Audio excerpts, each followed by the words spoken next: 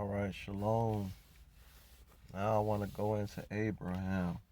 All right, so let's go into that. Um, it says in Genesis 21 and 8 in the Tyndale Bible, time went by and the child grew and was weaned, and Abraham gave a party to celebrate the happy occasion event. But when Sarah noticed Ishmael, the son of Abram, and the Egyptian girl Hagar teasing Isaac, that means mocking, whether in innocent fun she was mocking or otherwise, it's not clear in the text. All right. So the son of Abraham and the Egyptian girl Hagar teasing Isaac, she turned upon Abraham, Sarah did, and demanded, "Get rid of that slave girl and her son. He is not going to share your property with my son. I won't have it," says Sarah. This upset Abraham very much, for after all, Ishmael too was his son. But the Most High, Elohim, told Abraham, "Don't be upset. Don't be mad over the boy or your slave wife or girl." It says slave and girl wife. The Egyptian, Hagar. "Do as Sarah says, for Isaac is the son through whom my promise will be fulfilled, accomplished, complete. And I will make a nation of the descendants of the slave girl's son too, because he also is yours, Abraham." All right. Isaac is the son through whom my promise will be fulfilled. All right. Sacrifice.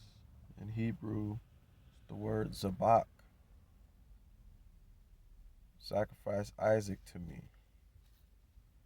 So I'm in chapter 22. It says, later on, the Most High tested Abraham's faith and obedience. Abraham, God called. "Yes," it says, "Lord Master," he replied. "Take with you your only son, yes, Isaac, whom you love so much, and go to the land of Moriah and sacrifice him there as a burnt offering upon one of the mountains, which I'll point out to you." All right? Which I will point out to you. Now, let's go to Job.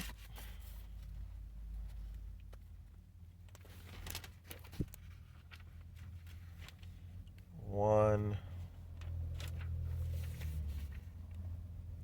20. Then Job stood up and tore his robe in grief and pain, and fell down upon the ground before the Most High. "I came naked from my mother's womb," he said, "and I shall have nothing when I die. The Master gave me everything." Who gave him everything? The Highest, the Elohim, the Ancient of Days. Gave Job everything. All right? Job said, "The Most High gave me everything I had, and they were his to take away. Blessed be the name of the Most High." And in all of this that Job went through, did not sin or revile the Elohim, the Most High, Yah.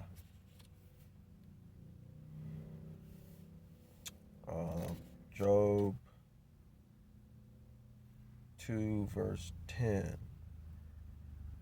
And Job, he replied, "You talk like some heathen woman. What shall we receive? Only pleasant things from the hand of the highest, Ahia, and never anything unpleasant?" So in all this, Job said nothing wrong, right? That's when his wife or spouse said to him, "Are you still trying to be godly when the Most High has done all this to you? Why don't you curse him and die?" He's saying, "Oh, you're keeping all the commandments and you're doing what he wants you to do and you're obedient. He's still punishing you. Why don't you curse him and die?" That's what people of the world say. But Job replied, um, "What shall we receive? Only pleasant things from the hand of the Most High, and never unpleasant." Right? That's what Job said. He said, "Shall we receive good at the hand of the Most High, Yah, and shall not we receive evil? The Most High gave, and the Most High have taken away. Blessed be the name of the Most High." All right. Let's get Psalms 103.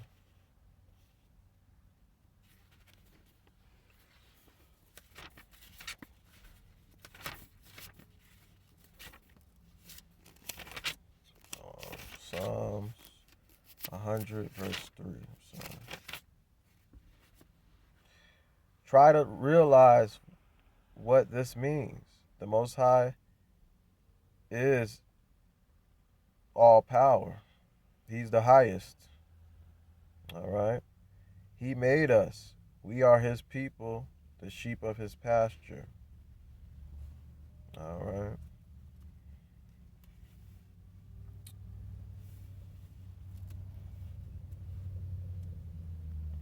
And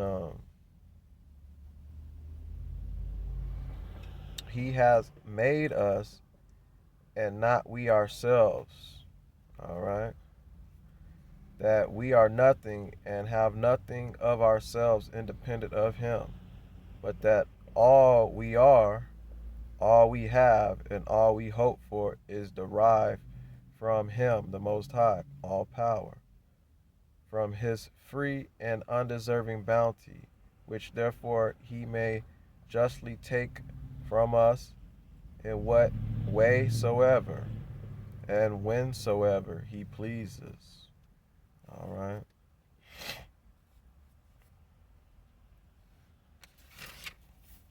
And that's just the truth.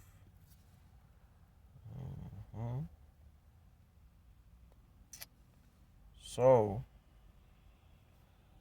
let's also get Psalms 39.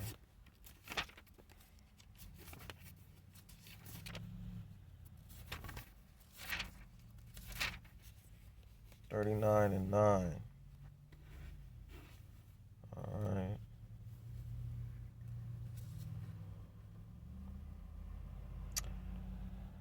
It says, "Lord, Most High, Master, I am speechless before you. I will not open my mouth to speak one word of complaint, for my punishment is from you." Right? For you have done it. All right. So, uh, I was dumb. I opened not my mouth because you have done it. Right? So we have to be patient like Job. All right. I ask for his mercy and grace and stand still and see the salvation of the Lord. Right?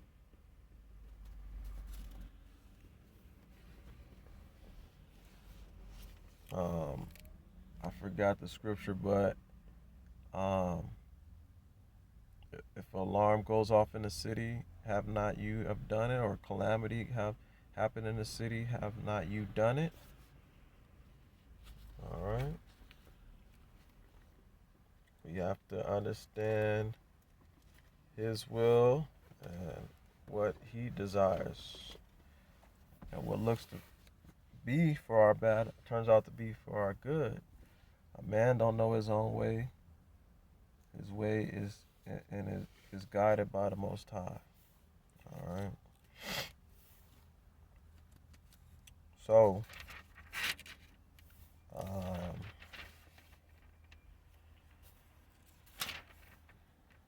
um, I'm gonna share a few things.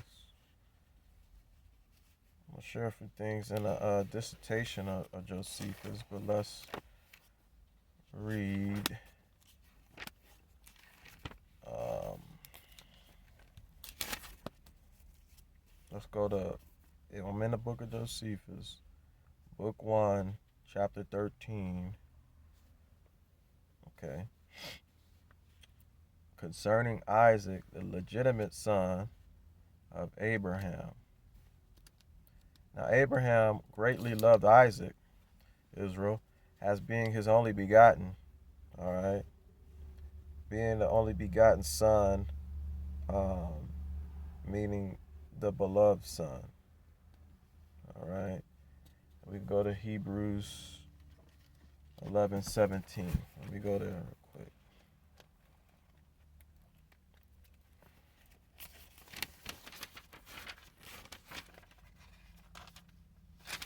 Hebrews 11, verse 17. While the Most High was testing him, Abraham still trusted in the Most High and his promises. And so he offered up his son. He gave up his son. He delivered his son and was ready to slay him on the altar of sacrifice. Yes, to slay even Isaac, through whom the Most High had promised to give Abraham a whole nation, a whole people of descendants. All right. He believed that if Isaac died, the Most High would bring him back to life again, resurrect him. And that is just, righteous, or that is just about what happened. And as for Abraham was concerned, Isaac was doomed to death, but he came back again alive.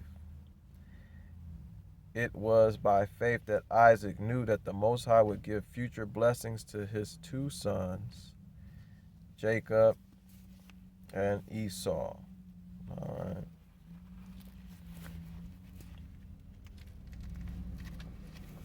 All right. So, let's read this again.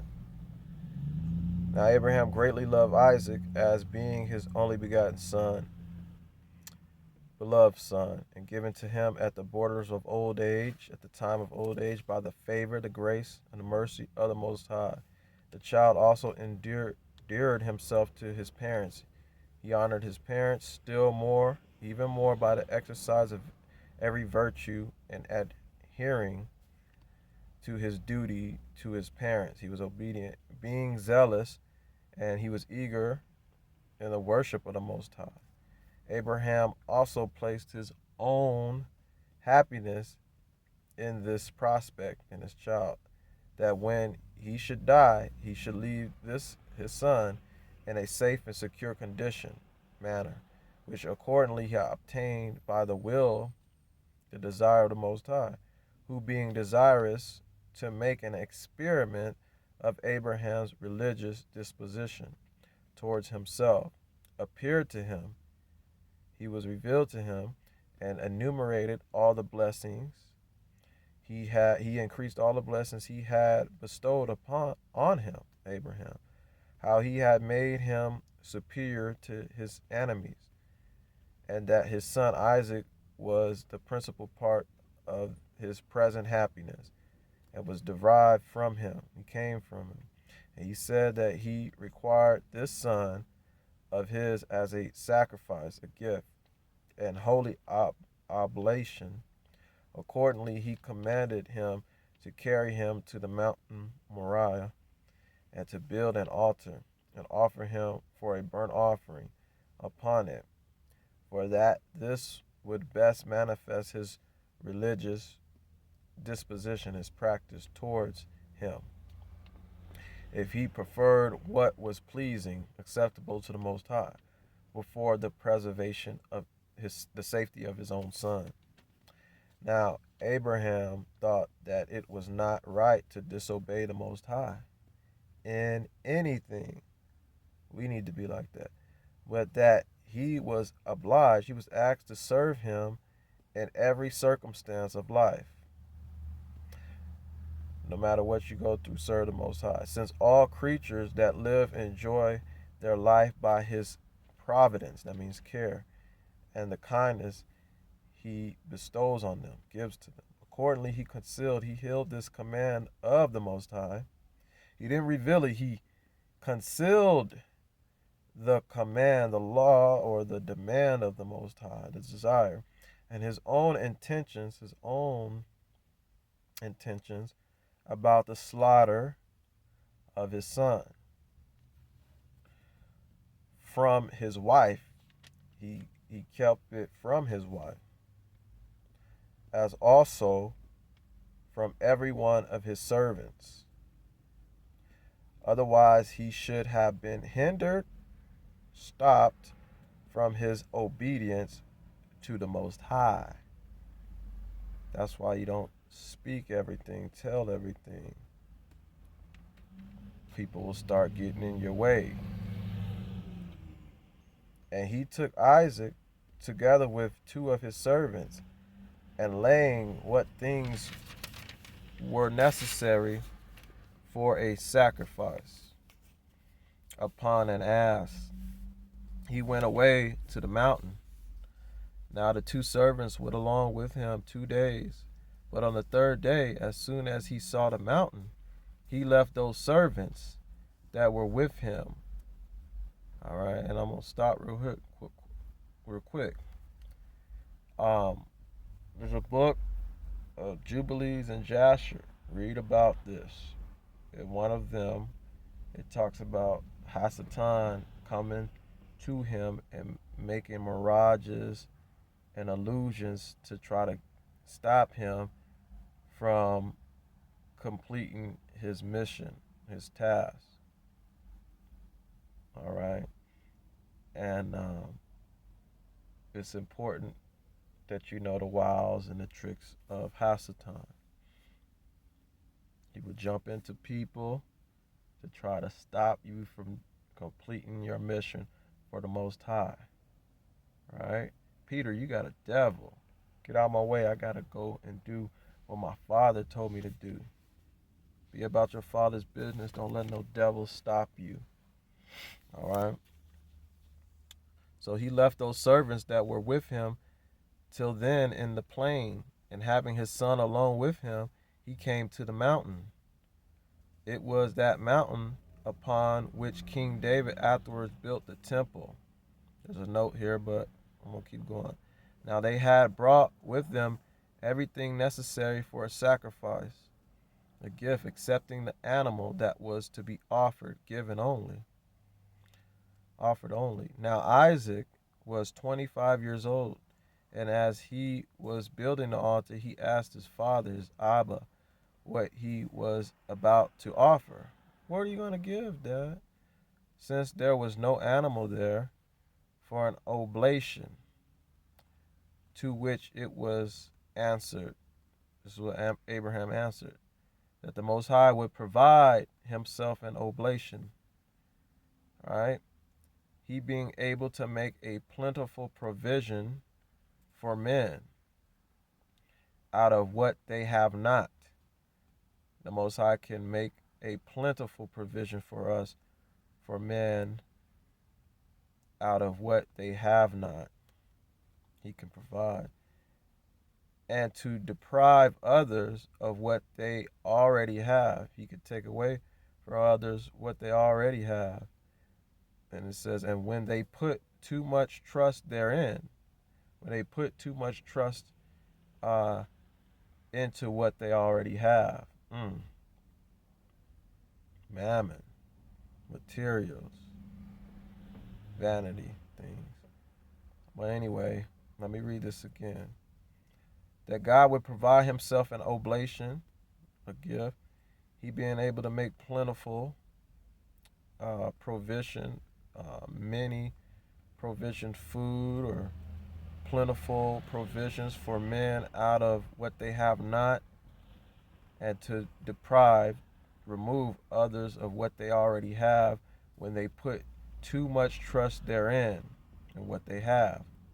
That therefore, if the Most High pleased to be present, if the Most High is pleased, happy to be present and propitious at this sacrifice, he would provide himself an oblation, a gift or something in place of. As soon as the altar was prepared, made, created, and Abraham had laid on the wood, put on the wood, and all things were entirely ready, he said to his son, Isaac, says, O son, I poured out a vast number, a large number of prayers. He sent up a large number of prayers. That's what you do when you do go to sacrifice. That I might have you for my son when you was come into the world. He said, I poured out a large number of prayers that I might have you for my son when you was come into the world. There was nothing that could contribute to your support, for which I was not greatly solicitous, nor anything wherein I thought myself happier than to see you grown up to man's estate, man's position, and that I might leave you at my death, the successor, the inheritor to my dominion, rulership. But since it was by the Most High's will that I became your father, and it is now his will that I relinquish you, let go of you, bear this consecration to the Most High with a generous mind. For I resign you up to the Most High. I give you up to the Most High, Ahia, who has thought fit now to require this testimony, this evidence of honor to himself or worship to himself, on account of the favors he had conferred unto me, that he gave to me, it being to me a supporter and a defender. The Most High was to Abraham a supporter and a defender. Accordingly, you, my son, will not die. However, you, Isaac, will not die, not in any common way, not in any regular way.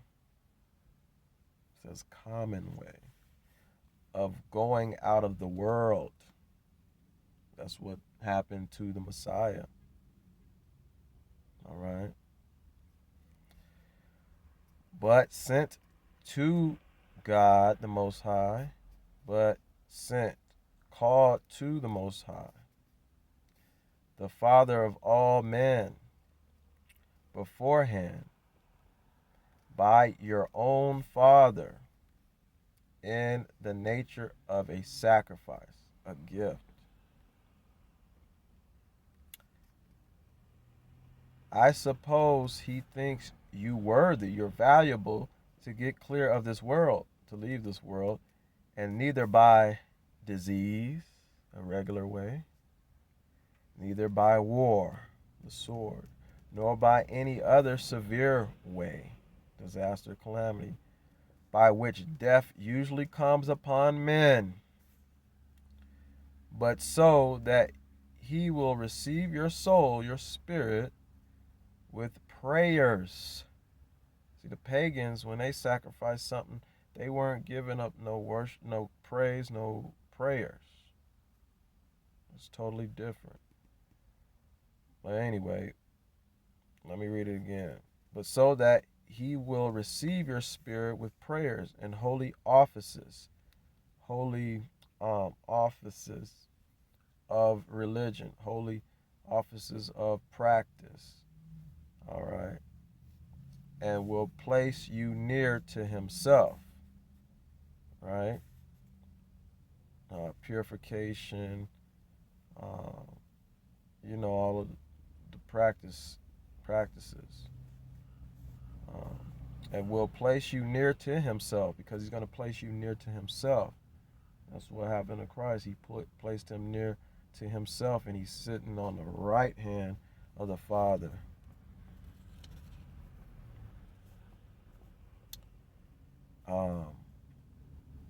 And will place you close to himself, and you will there be to me a secure, a comfort and supporter in my old age, in my old time, on which account record I principally brought you up. This is the reason why I brought you up, and you will thereby procure me the Most High for my comforter. And I'm gone, I'll send you the comforter, the Ruach. Anyway, procure me the Most High for my comforter instead of yourself. All right. Being his comforter. In his place, the Ruach is going to be there to help him. Now, Isaac was of such a generous disposition, behavior, as become the son of such a father, and was pleased with this discourse, was this communication, this way, and said that he was not worthy to be born at first. He was not worthy, valuable to be born at first, if he should reject the determination of the Most High and of his Father, and should not resign himself up readily to both their pleasures and of his Father, and should not give himself up readily, quickly, to both their pleasures, since it would have been unjust, unrighteous, if he had not obeyed, even if his Father alone had so resolved, answered. So he went immediately to the altar to be sacrificed. He didn't hesitate, because it was what was right and what was righteous. And when Christ was here, he didn't hesitate. He did exactly what his Father told him to do. So he went immediately to the altar to be sacrificed. And the labor had been done, if the Most High had not opposed it. It says God had not opposed it, for he called loudly to Abraham by his name. Abraham, and forbid him to slay his son, and said it was not out of a desire of human blood that he was demanded to slay his son. Again, it was not out of a desire, a want, a need of human blood, DNA, that he was commanded to slay his son. Nor was he willing that he should be taken away from him, Abraham, whom he had made his father, but to try the temper, the minds, the temper, the attitude of his mind, the temper of his mind, the patience of his mind, whether he would be obedient to such a demand, right? Because he gave him free will.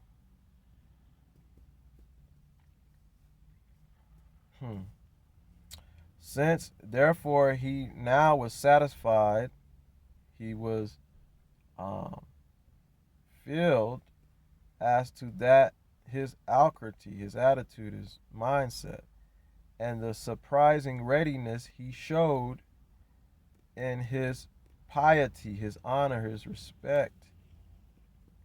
He was delighted. The Most High was happy in having given such a blessing upon him, and that he would not be lacking in all sort of concern about him, and in giving other children upon him, Abraham, and that his son should live, Isaac, to a very great time, that he should live a happy life and bequeath, that means inherit, a large principality, honor, respect to his children, who are the children of Israel, who should be good and legitimate, legal. He foretold also that his family should increase into many nations. His family should increase into many peoples, and that those patriarchs should leave behind them an everlasting name.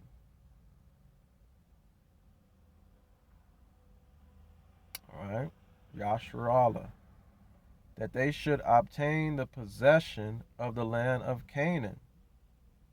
The Yahudim will possess the land of Canaan and be envied by all men of the world.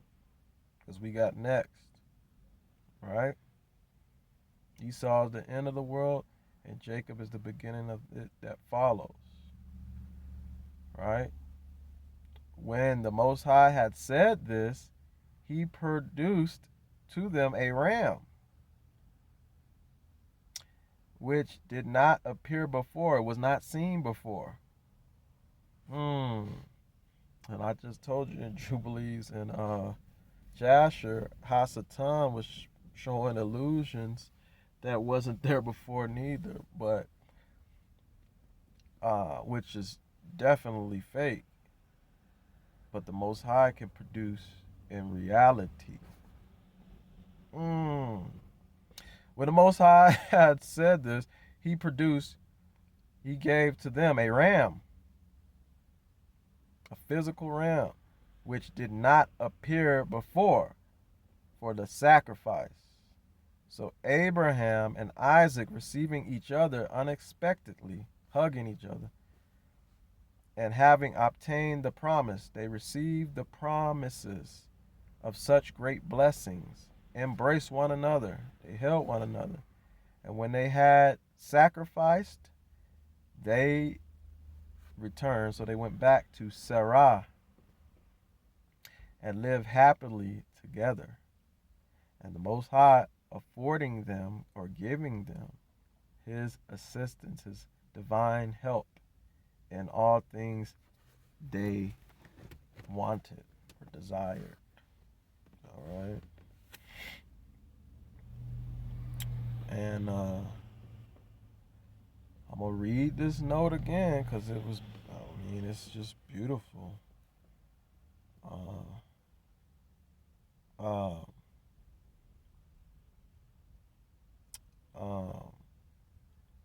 It says here, in your seed shall all the families of the earth be blessed.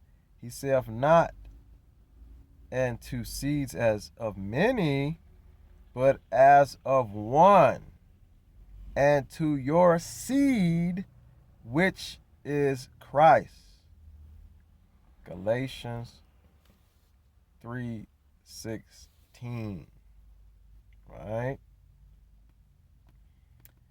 And in the Testament of Reuben, section 6, Reuben charges his son to worship the seed, not seeds, but it says the seed of Judah, because Christ is coming from, sprang from Judah, coming from the seed of David. Right?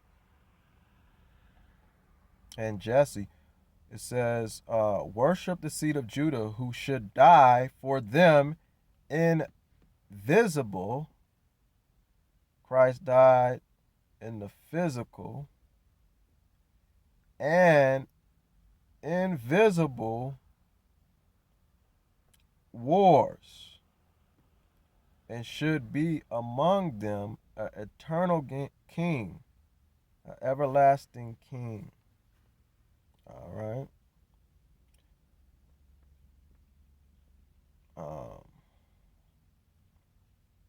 And the note also says, nor is that observation of a learned foreigner or stranger of my acquaintance to be despised. Right? Nobody should be despised because they're blessed in us, the other nations. And so it says, who takes notice that as seeds in the plural must signify posterity to posterity, and so seed in the singular may signify either posterity or a single person, and that in this promise of all nations being happy in the seed, in the one seed of Abraham. And the one seed would be Isaac or Jacob, Israel. It is always used in the singular. See?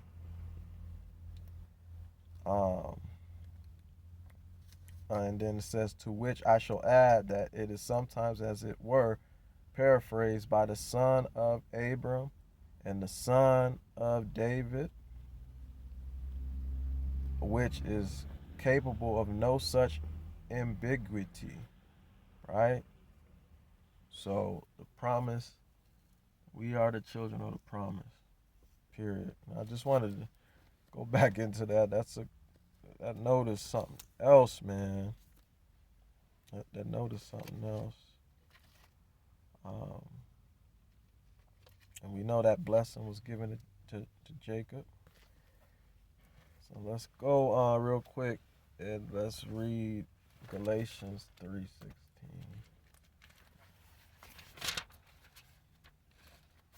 Come on.